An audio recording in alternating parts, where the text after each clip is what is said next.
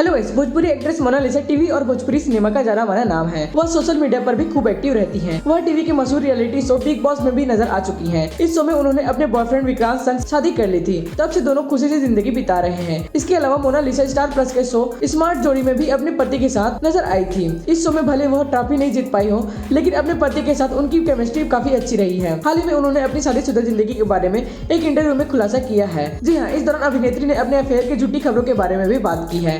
उन्होंने कहा कि विक्रांत के साथ उनकी शादी को 5 साल हो चुकी हैं और वह बहुत खुश है।